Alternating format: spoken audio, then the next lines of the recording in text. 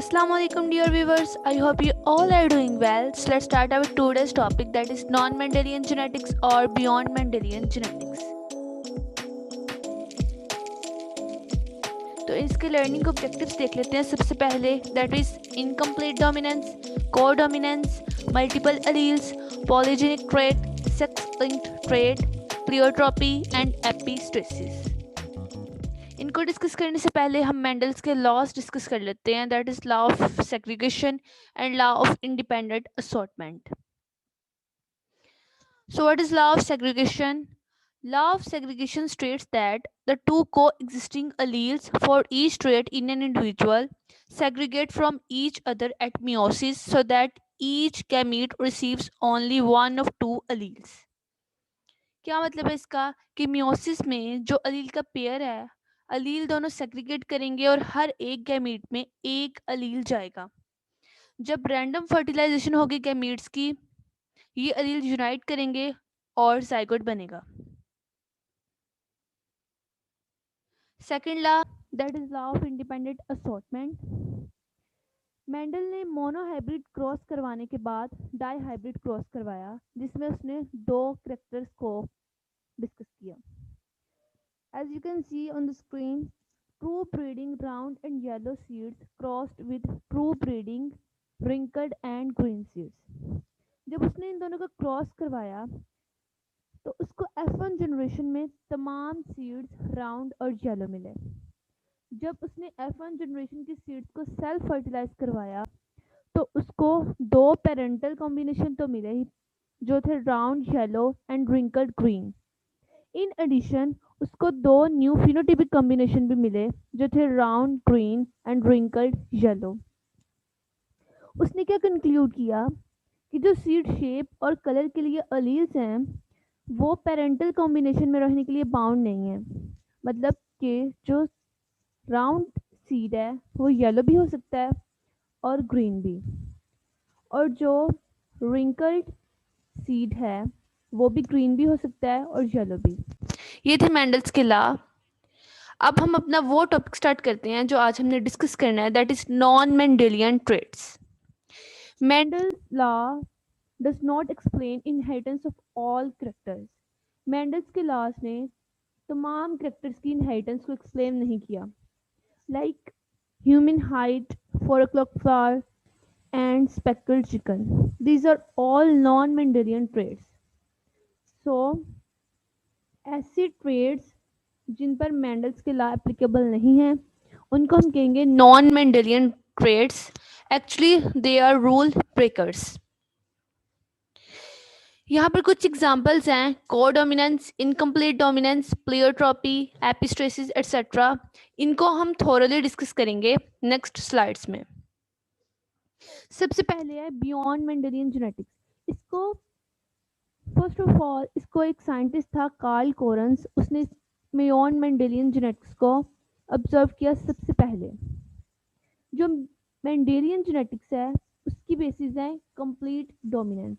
मतलब कि जो ट्रेड्स हैं उनको कंप्लीट डोमिनेंस शो करनी चाहिए, तो फिर वो मेंडल की जेनेटिक्स पर पूरा उतरेंगे. जो नॉन मेंडेलियन ट्रेड्स हैं वो इस पैटर्न को फॉलो नहीं करते. तो आइए देखते हैं कि वो कौन कौन से ट्रेड्स हैं जो कि मेंडल्स के लॉज को फॉलो नहीं करते. सबसे पहले इनकम्प्लीट डोमिनेंस. कार्ल कोरन्स ने इस फिनोमिनन को डिस्कवर किया जब वो 4 o'clock फ्लावर को ऑब्जर्व कर रहा था, जब वो उस पर वर्क कर रहा था. ये क्या डोमिनेंस की, ये एक ऐसी डोमिनेंस की टाइप है जिसमें हमें एक ब्लेंड मिलेगा दोनों होमोजाइगोट का. कोई भी अलील दूसरी अलील पर कंप्लीटली डोमिनेंट नहीं होगी, बल्कि हमें एक इंटरमीडिएट फिनोटाइप मिलेगा दोनों होमोजाइगोट का in the form of heterozygote. So when the phenotype of heterozygote is intermediate between the phenotype of the two homozygotes, it is called incomplete or partial dominance. Examples are 4 o'clock flower and Andalusian chicken. What if red flower crossed with white flower? Mendel's law के according अगर red colour को red colour flower को हम white colour flower के साथ cross करवाएंगे तो हमें तमाम के तमाम फ्लावर्स रेड मिलेंगे। लेकिन इनकम्प्लीट डोमिनेंस में ऐसा नहीं होता, इसमें हमें एक इंटरमीडिएट फिनोटाइप मिलेगी, दैट इज पिंक। ना हमें कोई डोमिनेंट ट्रेट मिलेगा और ना ही हमें कोई रिसेसिव ट्रेट मिलेगा। उसके बाद है इंडोनेशियन चिकन, ये भी वैसे ही है एग्जांपल के, एक ब्लैक चिकन का क्रॉस करवाएंगे एक वाइट चिकन के साथ और तमाम F1 जनरेशन में हमें जो चिकन्स हैं वो ब्लू मिलेंगी, ना ब्लैक मिलेंगी ना वाइट मिलेंगी, बल्कि हमें एक इंटरमीडिएट फिनोटाइप मिलेगा दैट इज ब्लू। जब F1 जनरेशन को हम सेल्फ फर्टिलाइज करवाएंगे तो हमें उसमें उसमें जो वाइट और ब्लैक ट्रेड्स हैं वो रीअपेयर होंगे। ये क्या शो करता है कि जो इनकम्प्लीट डोमिनेंस है वो कंप्लीट एक्सेप्शन नहीं है मेंडल्स लॉ से, मतलब कि जो ब्लेंडिंग होगी ट्रेड्स की वो एट अ फिनोटिपिक लेवल होगी, जीनोटिपिक लेवल पर नहीं होगी। उसके बाद है codominance, two equally dominant alleles expressed at the same equal time. At a time दोनों एलील्स अपने आप को एक्सप्रेस करेंगी और अपना जो प्रोडक्ट है वो शो करेंगी। और हेट्रोजाइगोट फिनोटाइप में वो दोनों एलील्स डोमिनेंट होंगी, दोनों फिनोटाइप्स विजिबल होंगी। एग्जाम्पल्स हैं इसकी sickle cell anaemia caused by abnormal haemoglobin shorthorn cattle and a very known example that is AB blood group system. सबसे पहले AB ब्लड ग्रुप सिस्टम को हम डिस्कस कर लेते हैं कि कोडोमिनेंट यहाँ पर पनेट स्क्वायर ड्रा किया हुआ है। IA को IA के साथ अगर क्रॉस कराएंगे IA और IB, यहाँ पर जो ये दो फिनोटाइप्स हैं इनमें A ब्लड टाइप आएगा और B ब्लड टाइप आएगा, लेकिन IA और IB का जो ब्लड टाइप आएगा ये AB होगा। ना A B पे डोमिनेंट होगी और ना ही B A पे डोमिनेंट होगी, बल्कि अपने आप को ये दोनों एट अ टाइम एक्सप्रेस करेंगी और जो इंडिविजुअल का ब्लड टाइप होगा वो AB होगा। जीनोटिपिक रेशियो इसकी क्या है, 1:2:1। दो AB ब्लड टाइप के होंगे और एक A और एक B। इसके बाद है कोडोमिनेंस में सिकल सेल एनीमिया की example. This disease caused by mutation in beta gene of chromosome 11 of haemoglobin. जो हीमोग्लोबिन है इसकी 4 पॉलीपेप्टाइड चेन्स होती हैं, 2 अल्फा और 2 बीटा। ये जो म्यूटेशन आएगी ये in the beta gene of chromosome 11 of haemoglobin में आएगी और इसकी वजह से जो रेड ब्लड सेल्स हैं उनकी जो शेप है वो डीफॉर्म हो जाएंगे और सिकल जैसी अपीयरेंस देंगे। आपने देखा होगा क्रिसेंट मून, ये वैसी अपीयरेंस देंगे। इसी वजह से इस डिजीज को सिकल सेल एनीमिया कहते हैं और इसमें जो सेल्स हैं वो बहुत रैपिडली डिस्ट्रॉय होते हैं। आप यहाँ पे देख सकते हैं कि नॉर्मल ब्लड सेल कैसा है और सिकल्ड सेल ब्लड कैसा है। उसके बाद ये पनेट स्क्वायर ड्रा किया हुआ है, इसमें जो कैपिटल ए और कैपिटल ए जो रिजल्ट आएगा वो नॉर्मल ब्लड सेल होंगे, कैपिटल स्मॉल ए जो आएगा वो carrier, capital A small A carrier and small A child has sickle cell anaemia. इसमें जो कोडोमिनेंट की एग्जांपल है वो ये कैरियर है। इसमें जो स्मॉल ए और कैपिटल ए है ये अपना जो फिनोटाइप है, अपना जो रिजल्ट है उसको इंडिपेंडेंटली शो करेंगे eight the same time. Half sales normal होंगे और हाफ सेल्स सिकल्ड होंगे। उसके बाद अगली जो ट्रेट है नॉन मेंडेलियन ट्रेट वो है मल्टीपल एलील्स। एक ही जीन के दो से ज़्यादा पार्टनर भी हो सकते हैं। टू और more form of genes exist in a same trait. Example इसके क्या है, AB blood group system and colour of many animals. इसमें हमने कुछ पॉइंट्स नोट करने हैं कि ये जो पार्टनर होंगे एट द सेम लोकस होंगे, each locus is twice represented in diploid individual. अब हम इसको एग्जांपल से एक्सप्लेन कर लेते हैं multiple alleles ABO blood group system से। AB ब्लड ग्रुप सिस्टम को डिस्कवर किया कार्ल एंड स्टेनर ने और इसकी 4 डिफरेंट फिनोटाइप्स होती हैं, A phenotype, B phenotype, AB phenotype and O phenotype. यही सिस्टम है जो ह्यूमन को डिवाइड करता है डिफरेंट ब्लड ग्रुप्स में। मतलब हर जो इंडिविजुअल है उसका डिफरेंट ब्लड ग्रुप होगा। It is very important to match blood group during blood transfusion. इसकी जो जेनेटिक बेसिस हैं वो बर्नस्टेन ने एक्सप्लेन की इन 1925। This blood group system is encoded by a single polymorphic gene 1 on chromosome 9. It has three multiple alleles: capital A, capital IA, capital I B superscript में ये B और ए show करेंगे capital I के साथ, और small I. अब देख लेते हैं कि ये फिनोटाइप शो कैसे होगी। हमारा जो रेड ब्लड सेल है उसके ऊपर एंटीजन लगे होते हैं। अगर उस ब्लड सेल पर एंटीजन ए होगा तो ब्लड ग्रुप ए होगा, अगर बी एंटीजन होगा तो blood group B, antigen A B अगर दोनों प्रेजेंट है तो ब्लड ग्रुप ए बी होगा, अगर कोई एंटीजन नहीं है तो ब्लड ग्रुप ओ होगा। अब जेनेटिक बेसिस के क्या है कि अगर जीन आपको पता है कि हमेशा पेयर में होगा, ये पेयर में होंगे, अलील दो होंगी, तो जो आई ए, कैपिटल आई ए और आई ए, अगर ये होगा तो इस जो इंडिविजुअल का फिनोटाइप होगा वो ए होगा। अब यहाँ पर जो स्मॉल आई है वो एक रिसेसिव अलील है, तो अगर ये फिनोटाइप शो करनी है तो दोनों अगर आई ए और आई ए रिसेसिव होंगे तो इंडिविजुअल में जो ब्लड ग्रुप होगा वो ओ होगा। अगर आई ए और आई ए है तो ए ब्लड ग्रुप, अगर आई ए और स्मॉल आई है तो भी ए ब्लड ग्रुप, आई बी और आई बी या आई बी और स्मॉल आई है तो बी ब्लड ग्रुप, आई ए और आई बी है तो ए बी ब्लड ग्रुप। अब हम ब्लड ट्रांसफ्यूजन की बात कर लेते हैं कि अगर ब्लड ट्रांसफ्यूज करना हो एक इंडिविजुअल से दूसरे इंडिविजुअल में तो हमने कौन से पॉइंट्स को अपने माइंड में रखना है। सबसे पहले तो ये होना चाहिए कि अगर ब्लड ट्रांसफ्यूज किया जाए, डोनेट किया जाए, तो एग्लूटिनेशन नहीं होनी चाहिए। What is agglutination? It is clumping of red blood sales. अब हम यहाँ पे एक एग्जांपल ले लेते हैं। अगर ए ब्लड ग्रुप एक दूसरे इंडिविजुअल को हमने डोनेट करना है, रॉन्ग ट्रांसफ्यूजन में की मैं एग्जांपल दूंगी कि अगर हमने ए ब्लड ग्रुप डोनेट करना है बी ब्लड ग्रुप को तो हमने कौन कौन सी चीज़ों को माइंड में रखना है। जो डोनर एंटीजन है, जो डोनर होगा उसकी हमने एंटीजन को देखनी है, और जो रिसिपिएंट होगा उसकी हमने एंटीबॉडी को देखनी है।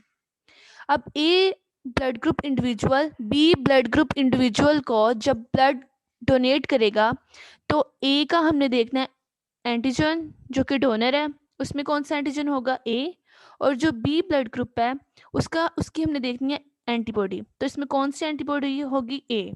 अब अब जब ये उसमें ए एंटीजन होगी और उसमें बी एंटीबॉडी होगी, it will cause agglutination, clumping of red blood cells, and it will even cause death of the recipient.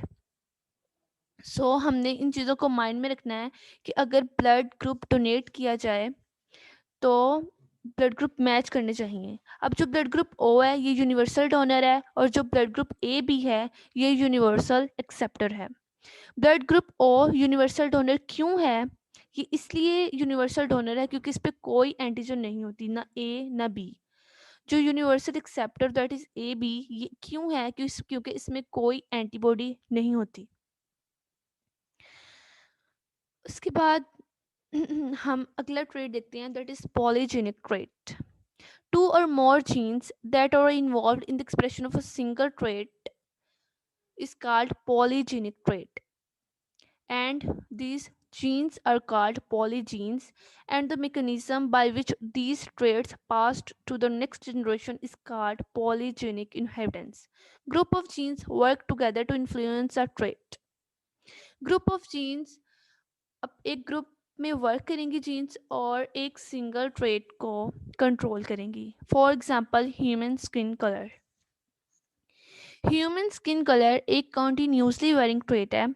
अच्छा, कंटिन्यूसली वेरिंग ट्रेट क्या होता है कि इसमें दो एक्सट्रीम होती हैं। हम एग्जांपल ले लेते हैं, जैसे स्किन कलर है, एक ब्लैक एक्सट्रीम है, एक वाइट एक्सट्रीम है। जो इनके दरमियान में सारे कलर्स आएंगे, दैट इज पिगमेंट जैसे जैसे इंक्रीज करते जाएंगे तो ये इनके दरमियान में शेड्स आती जाएंगी। एक्सट्रीम 2 ही हैं लेकिन इनमें काफ़ी ज़्यादा वैरायटी है कलर्स की। तो इस तरह के ट्रेड्स को हम कहेंगे कॉन्टिन्यूसली वेरिंग ट्रेड्स। अब यहाँ पर पॉलीजेनिक ट्रेड में एक वर्ड यूज़ होता है एडिटिव वे। एडिटिव वे यहाँ पे क्यों यूज़ करते हैं? हमारे पास दो एक्सट्रीम है, ब्लैक और वाइट। एडिटिव वे में अगर वाइट है कलर, एक एक्सट्रीम है, उसमें पिगमेंट्स ऐड होते जाएंगे और वो शेड्स तब्दील करती जाएगी। तो ये एक एडिटिव वे है कि इसमें ऐड होती जा रही हैं। यहाँ पर दिया हुआ है कि 64 possible alleles combinations which result in the production of 7 different colour skin tones. 64 possible alleles के कॉम्बिनेशन होगा तो वो 7 डिफरेंट कलर स्किन टोन्स को शो करेंगी। यहाँ ग्राफ में भी यही शो किया हुआ है। यहाँ पर दो एक्सट्रीम दी हुई हैं, एक ब्लैक और एक वाइट, और इनके दरमियान की शेड्स भी बताई हुई हैं। उसके बाद है sex linked trait. Sex linked traits are the traits that are controlled by gene or allele that are present on sex chromosomes. Genes located on X chromosomes, वो जो ट्रेड होंगे वो X linked ट्रेड होंगे, और जो Y पे होंगी वो Y linked ट्रेड होंगे। जो मेल है उसमें एक X क्रोमोसोम होता है और एक Y क्रोमोसोम होता है। X मदर से आएगा और जो Y क्रोमोसोम है वो फादर से आएगा। और जो फीमेल है इसमें बहुत X क्रोमोसोम होते हैं, मतलब इसमें सिर्फ 2 एक्स क्रोमोसोम होंगे, वाई क्रोमोसोम नहीं होगा। अब हम एक एग्जांपल देख लेते हैं हीमोफीलिया की, कि वो सेक्स लिंक्ड ट्रेट कैसे है।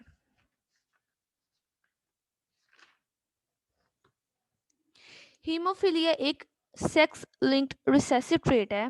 इसमें क्या होता है कि जो हीमोफिलिक ब्लड है ना वो क्लॉट नहीं करता। अगर कोई इंजरी हो जाती है तो उसमें क्लॉटिंग फैक्टर्स जो हैं वो या तो रिडक्ट हुए होते हैं, मतलब उसमें उनमें रिडक्शन हो जाती है, या वो मेल फंक्शन हो जाते हैं, या उसमें कंप्लीट एब्सेंस हो जाती है ब्लड क्लॉटिंग फैक्टर्स की, जिसकी वजह से जो इंडिविजुअल का ब्लड है वो क्लॉट नहीं करता एक इंजरी के बाद, और ये फैटल भी हो सकती है कि एक माइनर कट की वजह से एक इंडिविजुअल की जान भी जा सकती है। इसकी 3 टाइप्स हैं, ए बी एंड सी। जो हीमोफीलिया ए और बी है ये non allelic recessive sex linked traits हैं। जो हीमोफीलिया बी है ये एक ऑटोसोमल रिसेसिव ट्रेट है। जो हीमोफीलिया ए और बी है वो मैन को ज़्यादा इफेक्ट करती है एज कम्पेयर टू वीमेन, और जो हीमोफीलिया सी है वो दोनों सेक्सेस को इक्वली इफेक्ट करेगी, क्योंकि वो एक ऑटोसोमल रिसेसिव ट्रेट है। ये कैसे, ये कैसे, इसकी इनहेरिटेंस क्या है कि ये जिग जैग फैशन में मेटर्नल ग्रैंडफादर से एक कैरियर डॉटर के ज़रिए ग्रैंडसन में जाएगा। कभी भी ये फादर से डायरेक्ट सन में नहीं जाएगा, एक कैरियर डॉटर के थ्रू जाएगा। यहाँ पर क्रॉस करवाए हुए हैं, एक फादर जो है वो नॉर्मल है और जो मदर है वो कैरियर है। तो इसमें सन हीमोफिलिक होगा और जो डॉटर है वो कैरियर होगी, एक डॉटर और एक सन नॉर्मल होंगे। उसके बाद दूसरी एग्जांपल है, उसमें एक फादर हीमोफिलिक है और जो मदर है वो नॉर्मल है। इसमें जो दोनों जो डॉटर्स हैं वो हीमोफिलिक होंगी, क्योंकि इसमें जो फादर है वो हीमोफिलिक है, तो कभी भी जो ये ट्रेट है ये डायरेक्टली सन में शो नहीं होगा बल्कि through a carrier daughter to grandson जाएगा। उसके बाद है pleiotropy, the expression of multiple traits by a single gene. एक सिंगल जीन मल्टीपल ट्रेट्स को कंट्रोल कर रही होती है। यहाँ पर हम एग्जांपल ले लेते हैं फिनाइलकेटोनुरिया की। ये एक इनहेरिटेड डिसऑर्डर है। इसमें क्या होता है कि जो फिनाइल एलेनिन है उसका लेवल ब्लड में बहुत ज़्यादा इंक्रीज करना शुरू हो जाता है। फिनाइल एलेनिन डाइट में होता है और हम इसको प्रोटीन से इनटेक करते हैं। अगर इस डिसीज़ को ट्रीट ना किया जाए तो इसकी वजह से बहुत ज़्यादा हेल्थ प्रॉब्लम्स क्रिएट होते हैं। अब ये डिजीज़ होती क्यों है? ये इस वजह से होती है कि हमारी बॉडी में एक एंजाइम होता है फिनाइल एलानिन हाइड्रोक्सिलेज। ये क्या करता है, ये फिनाइल एलानिन को टायरोसिन में चेंज करता है। जब ये डिजीज़ होगी तो इसकी वजह से जो फिनाइल एलेनिन हाइड्रोक्सिलेज है वो बॉडी में प्रोड्यूस नहीं होगा, और जब वो प्रोड्यूस नहीं होगा तो जो फिनाइल एलेनिन है वो टायरोसिन में चेंज नहीं होगी। जब ये चेंज नहीं होगी तो जो फिनाइल एलेनिन है उसका लेवल ब्लड में बढ़ना शुरू हो जाएगा, और जैसे ही वो बढ़ना शुरू होगा उसकी वजह से जो फिनाइल एलेनिन है वो टायरोसिन में चेंज होने की बजाय वो फिनाइल पायरुविक एसिड में चेंज हो जाएगा, और इसकी वजह से, इस प्रोडक्ट की वजह से एक इंडिविजुअल में मेंटल रिटार्डेशन आएगी और बहुत ज़्यादा प्रॉब्लम्स क्रिएट होंगी। ये एक ऑटोसोमल रिसेसिव ट्रेट है। अब यहाँ पर हम देख लेते हैं एक कैरियर फादर और एक कैरियर मदर है, तो इसमें जो रिजल्ट आएगा उसमें 50% कैरियर होंगे, 25% नॉर्मल होगा, इंडिविजुअल नॉर्मल होंगे, और 25% डिजीज्ड होंगे। उसके बाद है एपिस्ट्रेसिस। एपिस्ट्रेसिस phenotypic effect of a gene is suppressed by other gene और allele। इसमें क्या होता है कि एक जीन एक लोकस पर रहते हुए दूसरा जीन जो दूसरे लोकस पर है उसके इफेक्ट को या तो सप्रेस कर देगा या हाइड कर देगा,